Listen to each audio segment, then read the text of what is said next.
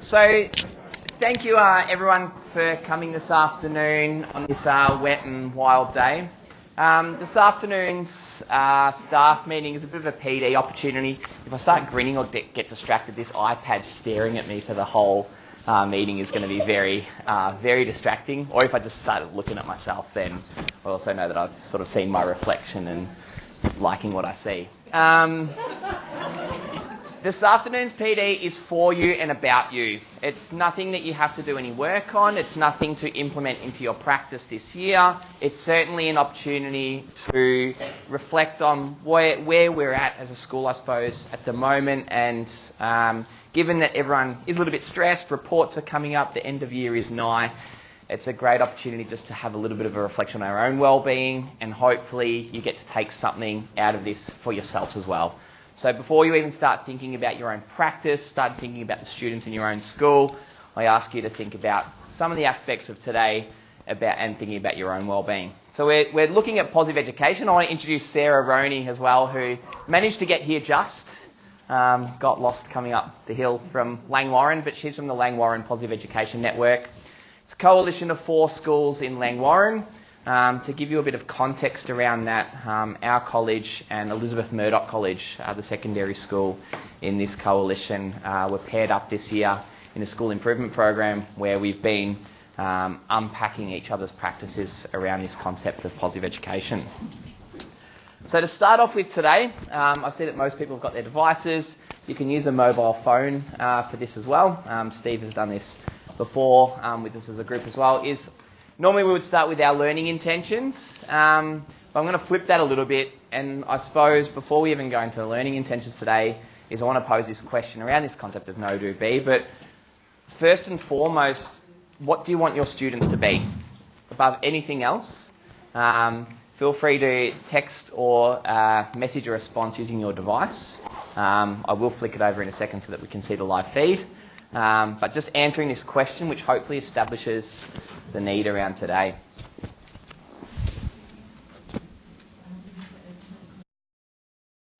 I'll start speaking as well, even if these responses keep updating. But what you see on the word cloud around us basically forms some part of a framework around positive education.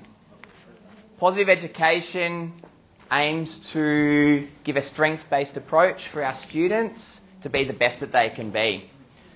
I think many of us in the room can agree that as a generational shift, we're seeing that resilience is declining. Engagement and connection with others around, so other individuals and other family members, engagement in school has definitely changed.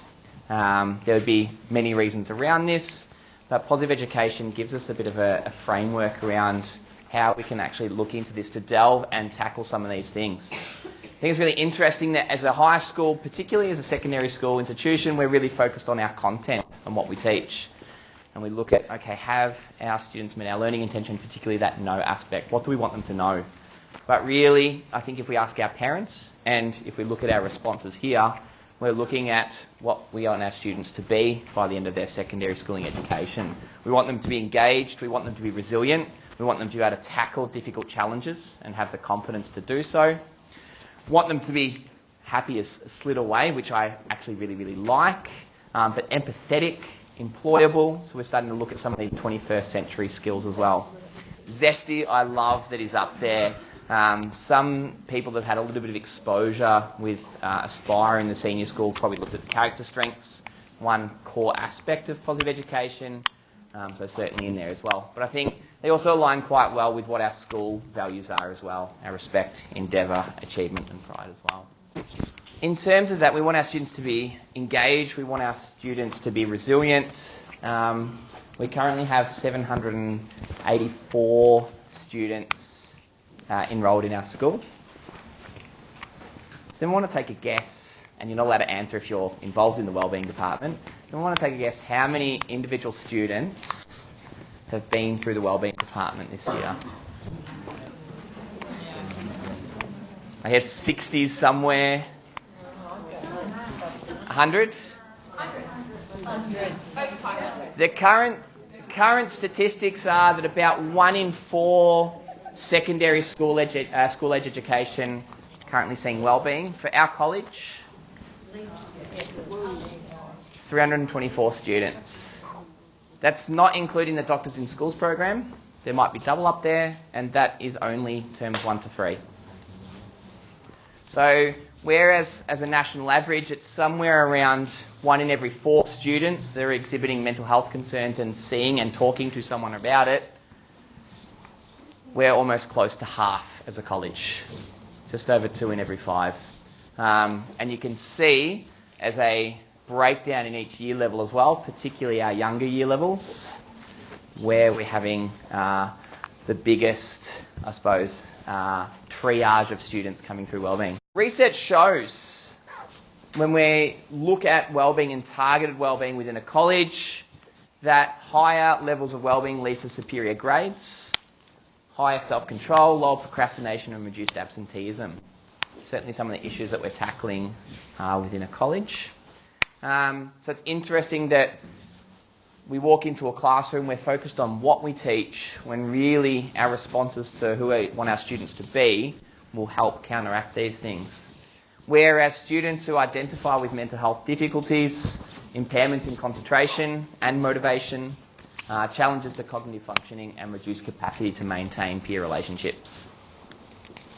So our learning intentions before I hand it over to Sarah is to understand the core aspects of positive psychology and then how that gets implemented in a school, so positive education, explore how these principles can be used within a school setting, but also today to reflect on our own wellbeing practices.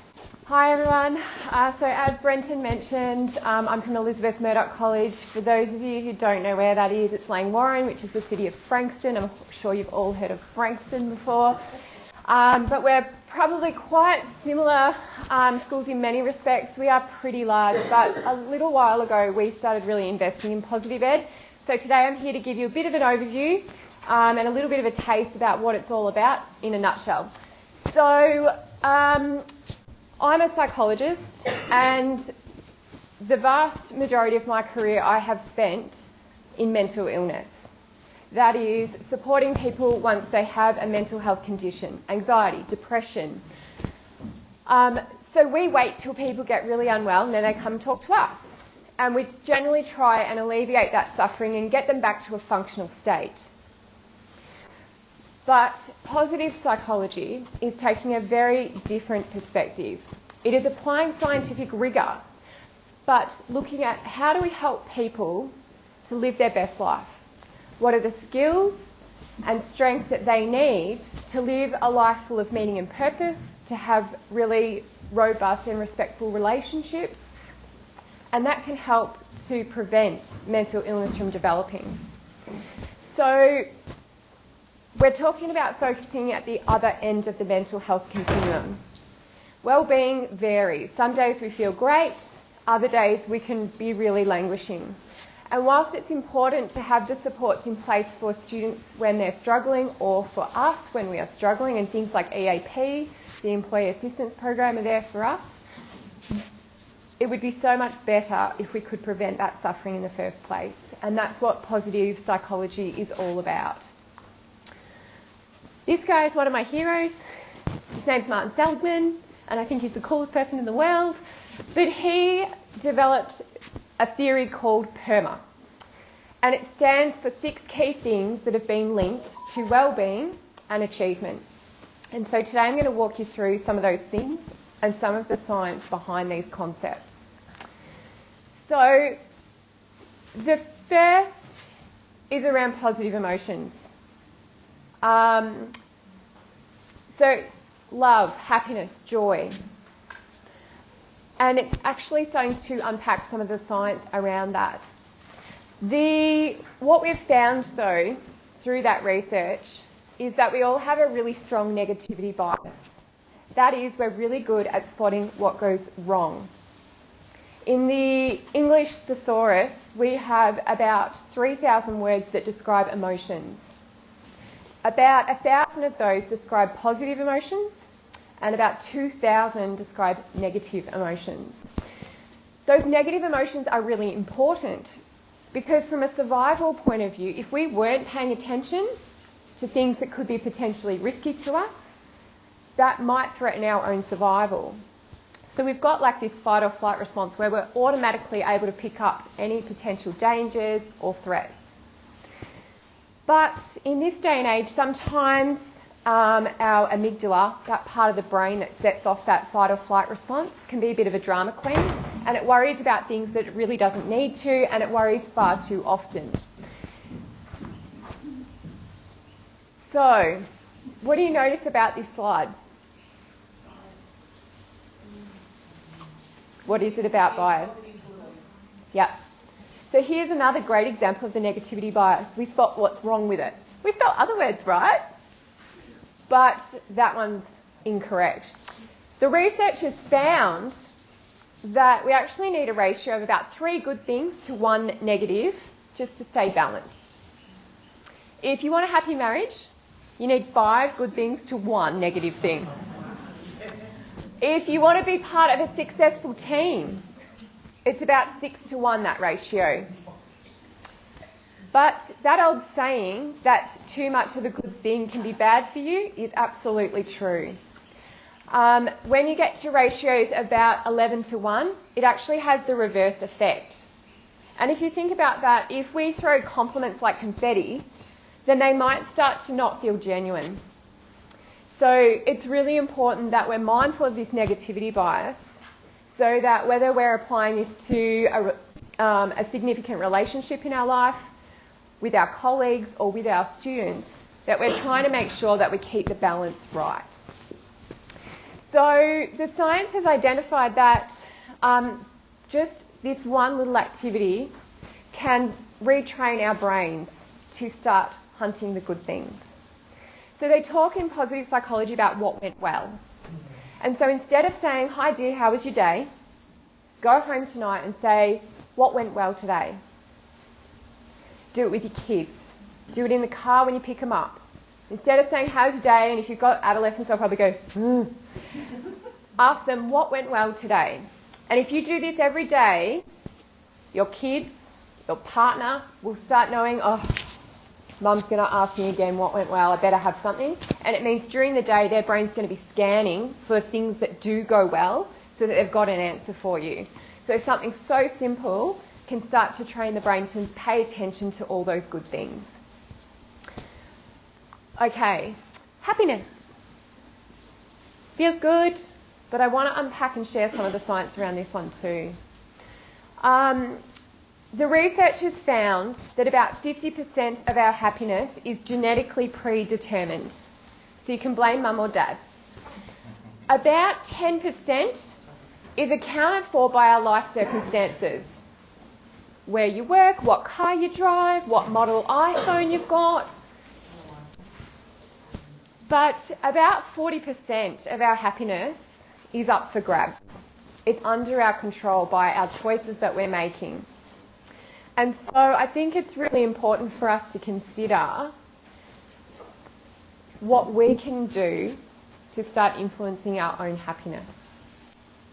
But I think in this day and age where our culture is very materialistic now, if you turn on the TV or the radio, it's like you need to buy this and then you'll be happy. If you do this, then you'll be happy. And that's not actually true. So I want to talk to you a little bit about the pleasant life, the good life and the meaningful life. So the pleasant life is about doing enjoyable things. The good life is when we use our skills for enrichment, and the meaningful life is when we contribute to a greater good. So we've got some activities now to take you through these. So, the pleasant life. On your table, you'll see a Freddo. Oh, already gone? Okay, maybe you won't see a Freddo. There was a Freddo. I hope you enjoyed it in that moment. If you haven't already eaten it, it is there just to be eaten and enjoyed. So please enjoy that pleasant life. Let the endorphins hit. All right, thank you. Can anyone think of an example that brings them pleasure in their life? So it might be walking the dog, for example. But can anyone else think of something that they do that they just enjoy? Yep, seeing family. Reading. Friends. Running. Wine. Oh, wine, sorry. Riding. No, not maybe.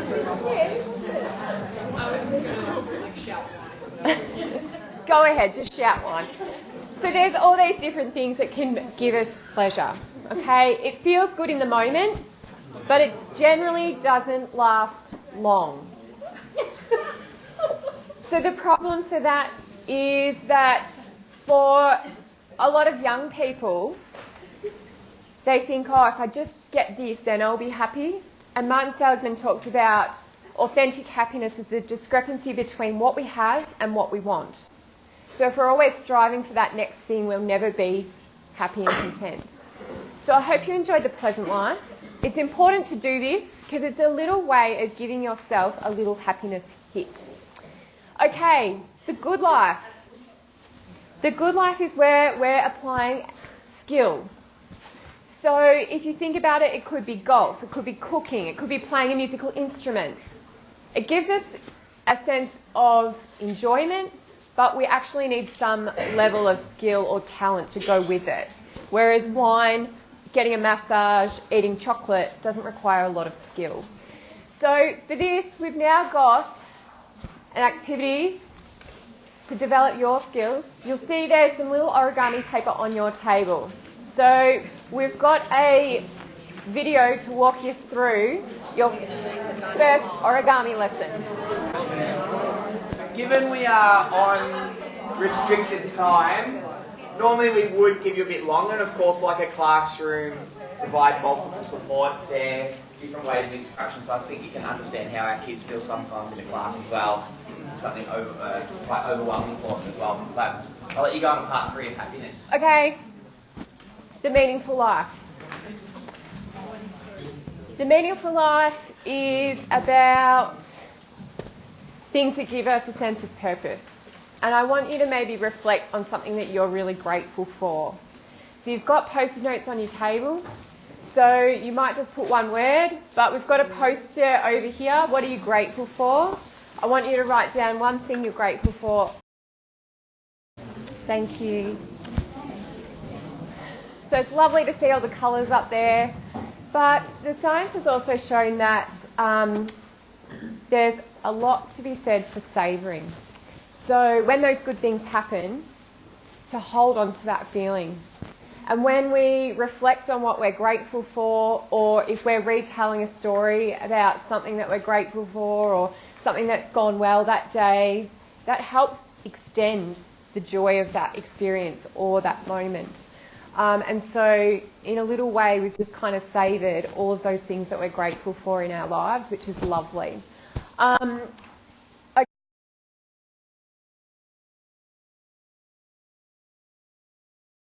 Okay, the E stands for engagement.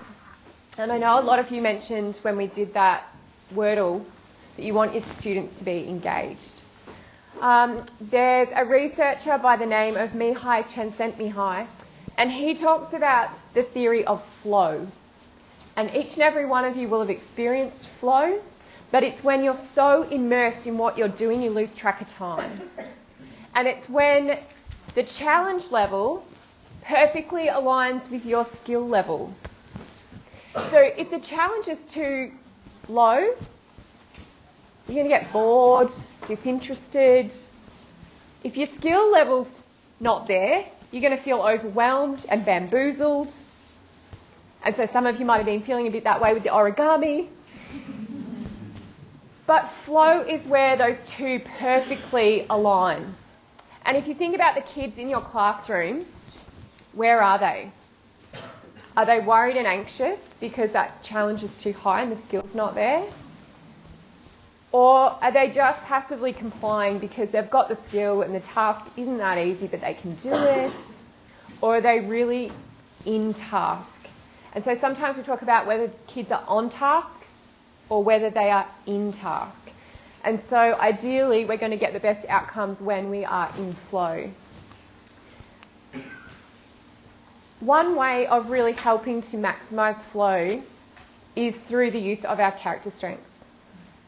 So the researchers unpacked that we have 24 character strengths. We've all got them, but our profile is all unique. And when we use our character strengths in work, in our hobbies, in love, that is when we're likely to feel the greatest sense of satisfaction, but also achievement. And so for our kids, if we can start to spot their strengths and align tasks to suit their strengths. And same for us. If we can job craft so that we're taking on tasks that work to our strengths, we're far more likely to feel a sense of satisfaction. So there is so much that can be said here. We could dedicate a whole session just to the character strengths. But there is an online survey you can do if you're interested to find out what your strength profile is. And maybe Brenton can email that out later if you're interested to learn a little bit more about what your strengths are. The R stands for relationships. The importance of connection. So I want you to think back to your school days. Who was your favourite teacher and why? I want you to take a second and there are going to be kids in your classroom who you will be this person for. And for some of these kids, being at school is the most significant protective factor that they have in their lives. And sometimes I think we underestimate the power of influence that we can have on kids, because sometimes it's the smallest little things that you remember. Some of you may have seen this, but it's one of the most, I think, profound teachers that I've ever heard speak. I have spent my entire life either at the schoolhouse, on the way to the schoolhouse, or talking about what happens in the schoolhouse. Both my parents were educators. My maternal grandparents were educators.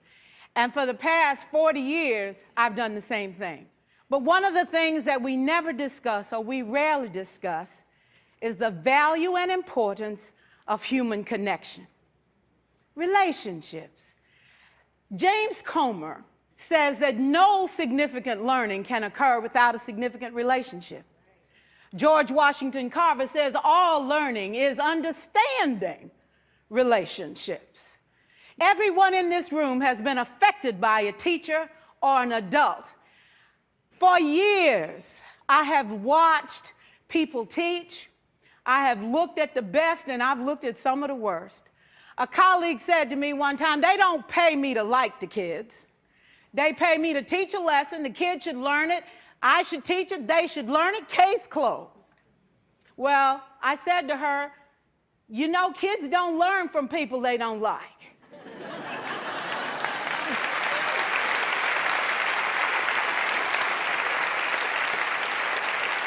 She said, that's just a bunch of hooey. And I said to her, well, your year is going to be long and arduous, dear. Needless to say, it was. Some people think that you can either have it in you to build a relationship or you don't. I think Stephen Covey had the right idea. He said you ought to just throw in a few simple things, like seeking first to understand as opposed to being understood. Simple things like apologizing. You ever thought about that? Tell a kid you're sorry, they're in shock. I taught a lesson once on ratios. I'm not real good with math, but I was working on it. And I got back and looked at that teacher edition. I taught the whole lesson wrong. So I came back to class the next day and I said, look, guys, I need to apologize. I taught the whole lesson wrong. I'm so sorry. They said, that's okay, Miss Pearson. You were so excited. We just let you go.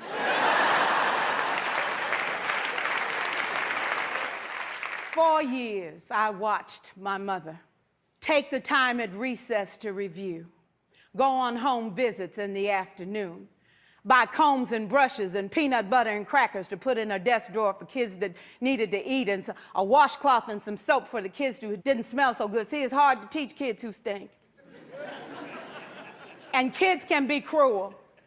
And so she kept those things in her desk, and years later, after she retired, I watch some of those same kids come through and say to her, you know, Miss Walker, you made a difference in my life. You made it work for me. You made me feel like I was somebody when I knew at the bottom I wasn't. And I want you to just see what I've become. And when my mama died 2 years ago at 92, there were so many former students at her funeral.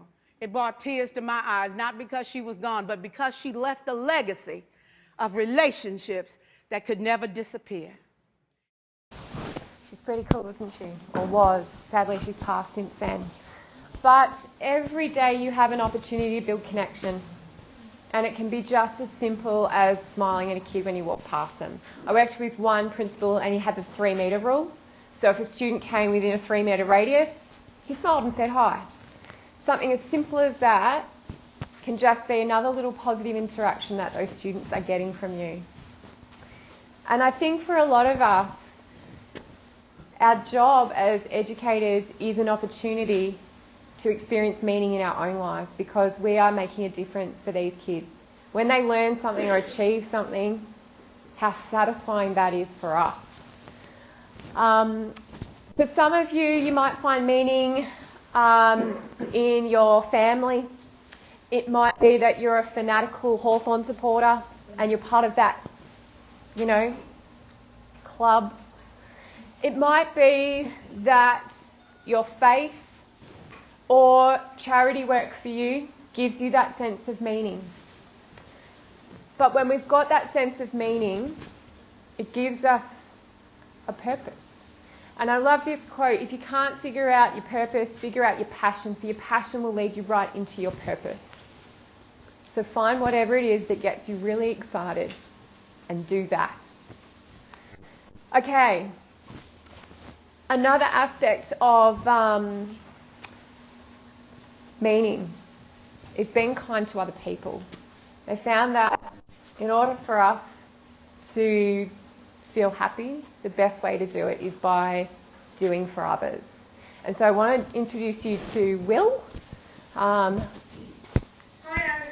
My name is Will, and I'm going to show you tags or it cards. These tags or it cards is when you tap someone on the shoulder with this card and they compliment you or say a nice thing to you. When you do that, the other person has paid kindness forward to a different person. So Will decided he would start this random act of kindness moving by doing tag. Kids in primary school love tag, so he's taken a new perspective on it. But he told me I could have this to give to you. So I want to start a game of tag here.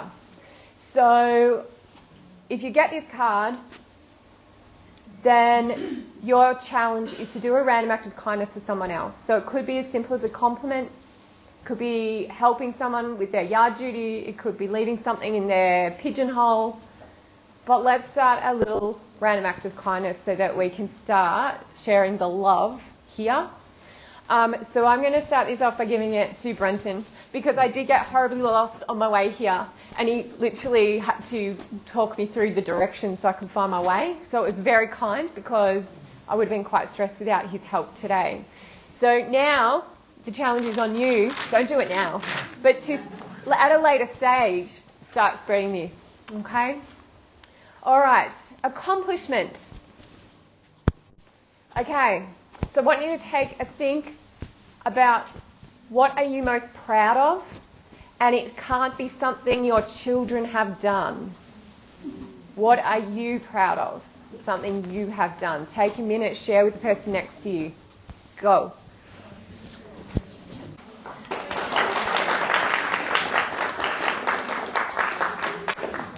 You can feel the love, but also the sacrifices and the work that's gone into doing that.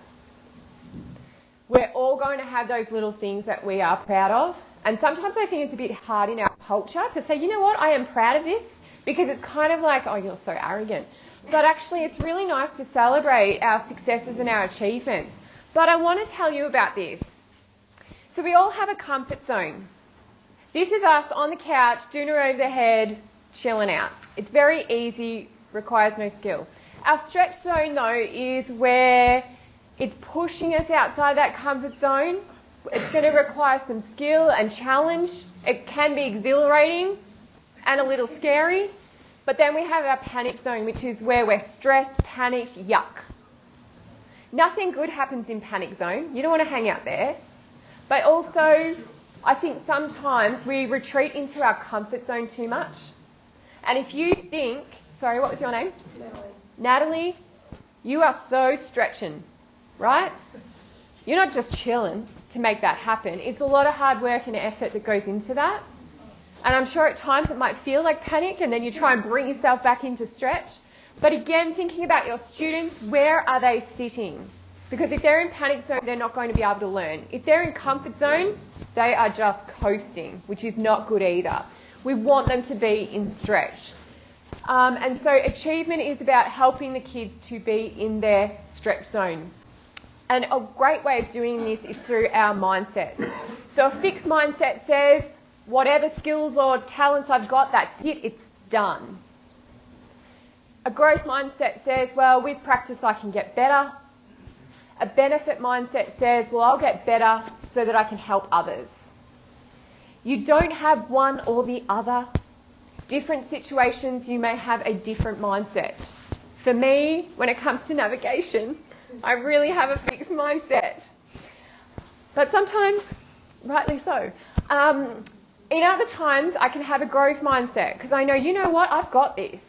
And so we can shift. But if we can have our students coming into our classrooms with that growth mindset, that is going to unlock that potential for achievement. He was such a cutie. I was watching Some Child Genius on the weekend, don't ask me why, but I saw him talk, and he was talking about I like to lose. And I thought, gosh, that's so unique because a lot of kids fear failure. But if we can encourage that growth mindset, because it's fun to lose, because then you learn for next time how amazing is his potential. We're nearly there. The power of yet.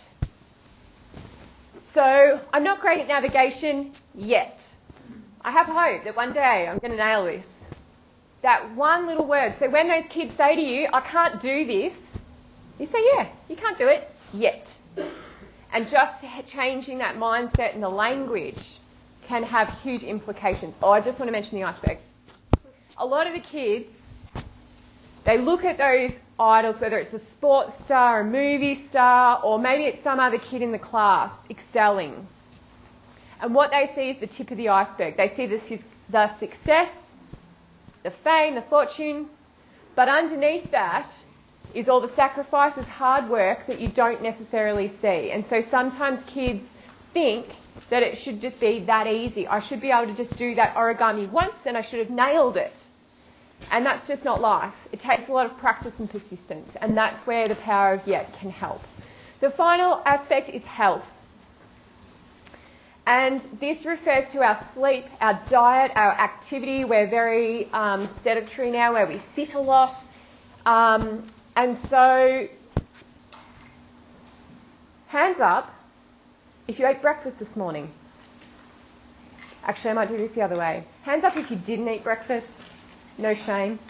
Hands up if you haven't exercised times this week for at least half an hour each time. Hands up if you haven't drunk 8 glasses of water today. Hands up if you didn't get 8 hours of sleep last night. Right. So that's just us. The kids are going to be in the same boat. But if we're not physically primed for awesomeness, it's going to be very hard to be at our best. And so sometimes there's a knowledge-practice gap. Sometimes I know that Mars bar isn't as good as the apple, but I'm still going to pick the Mars bar. And so whilst we know this stuff, we have to find a way of closing that gap. And so the health component of PERMA is all about helping us to be physically ready to take on the world. All right. So I want you to think about one thing you can do. You've just learned about these 6 elements of PERMA, and when you apply those, you're going to hopefully have optimal levels of wellbeing and achievement. And whether it's as simple as saying to your kids, what went well today? Or whether it's adding the word yet onto some of those sentences. Or whether it's taking time out to do something for yourself or to help somebody else. but hopefully that will boost your levels of wellbeing. And I'll pass on to Brenton, who will quickly finish up. The microphone off. Oh. So we've introduced, I suppose, those 6 core elements of positive psychology, and then positive psychology implemented in a school system. So then taking the best elements of teaching students the skills required for achievement and the skills required for well-being. So we haven't given you too much, I suppose, in practice today, but I think as a college we're quite new and young onto this. Something that has happened within the senior school is taking some of those core elements, but then also tweaking it for our own school. We know, I suppose, where some of our senior students are at, and so looking at some of their aspiration and some of the skills that they've required for senior school and adapted it into our own program. But we're also quite new in the journey as well. We're out of time, so I want to really thank Sarah for coming in and talking to us today. I'll give her a round of applause.